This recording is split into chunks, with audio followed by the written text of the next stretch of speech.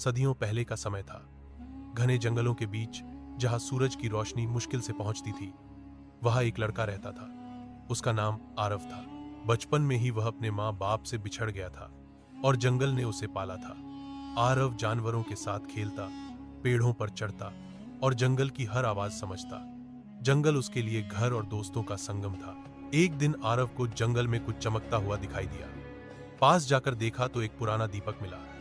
जैसे ही उसने दीपक उठाया, हवा में एक हल्की सी रोशनी फैली और दीपक से एक आवाज आई, आरव, तुमने मुझे जगाया है, मैं तुम्हारी मदद करूंगी। आरव ने चारों तरफ देखा।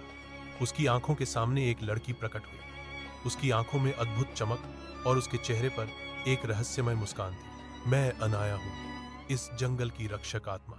अब मैं तुम्हारे साथ हूं। आरव ने दिल की धड़कन तेज महसूस की। यह डर और अजीब आकर्षण दोनों का मिश्रण था। अगले दिन अनाया ने आरव को बताया कि जंगल में एक भयानक राक्षस छाया नाग कैद है। अगर वह जाग गया तो जंगल, सभी जानवर और साथ हम भी सुरक्षित नहीं रहेंगे। आरव कहता है, क्या छाया नाग? इस राक्षस को मैंने इतने सालों में कभी नहीं देखा और सुना भी नहीं है। यह राक्षस अपना आतंक फैलाए, उससे पहले इसे हमें खत्म करना होगा। दोनों राक्षस का अंत करने के लिए निकल पड़ते हैं। रास्ता बहुत खतरनाक था। कांटों से भरी झाड़ियां और गहरी अंधेरी गुफाएं थी। आरव और अनाया को हर कदम पर डर और रोमांच का सामना करना पड़ा। बीच रास्ते में आरव ने महसूस किया कि अनाया सिर्फ रक्षक नहीं है, बल्कि उसके दिल के करीब भी है। उनकी दोस्ती प्यार में बदलने लगी। जैसे ही आरव और अनाया गुफा के पास पहुंचे, उन्हें राक्षस ने घेर लिया। उसकी आंखें लाल पीली चमक रही थी। उसने गरजते हुए कहा, अगर तुम मेरी पहेली का उत्तर नहीं दोगे तो तुम दोनों जंगल के शिकार हो जाओगे। उसने आरव की ओर देखा और कहा, बच्चे भाग जा यहां से, नहीं तो इस लड़की के साथ तू भी मारा जाएगा। आरव डरा हुआ था। वह हिम्मत करके बोला, जो भी तुम्हारी पहेली है पूछो, आज हम तुम्हारा अंत करेंगे। राक्षस हंसा और बोला, मैं न कभी सोता न कभी थकता, मैं हर चीज को बदल देता। मैं न धरती हूं न आकाश, फिर भी हर जगह मैं दिखाई देता। बताओ मैं कौन हूं? आरव ने ध्यान से सोचा।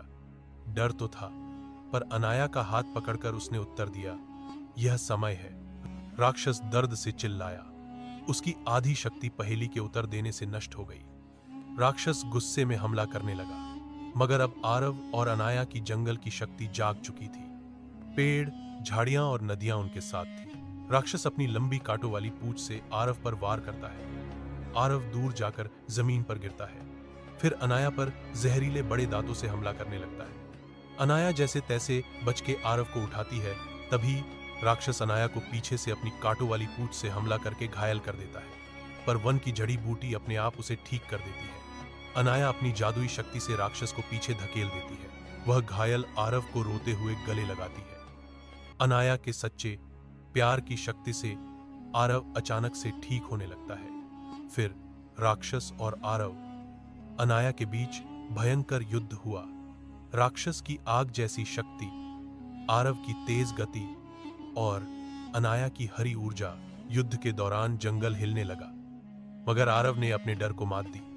हम इसे हरा सकते हैं, उसने कहा। राक्षस पहेली के उत्तर और दोनों की शक्ति के कारण कमजोर पड़ गया और गुफा में कैद हो गया। युद्ध के बाद जंगल की शांति लौट आई। आरव और अनाया ने महसूस किया कि जंगल की असली शक्ति केवल ताकत में नहीं, बल्कि सहयोग, प्यार और समझदारी में है। अनाया ने मुस्कुराकर कहा, अब यह जंगल सुरक्षित है और तुम इसके सच्चे रक्षक हो। मैं हमेशा तुम्हारे साथ रहूंगी। आरव ने अपने दिल की धड़कन महसूस की। दोनों ने हाथ मिलाया। जंगल की हवा में मधुर संगीत गूंजने लगी। पक्षियों ने गीत गाने लगे और जंगल का हर जीव सुरक्षित और खुश था। दोस्तों, आज की कहानी यही खत्म होती है। आप वीडियो को लाइक, कार्क चैनल को सब्सक्राइब कर दे। हम नई कहानी के साथ जल्द मिलेंगे।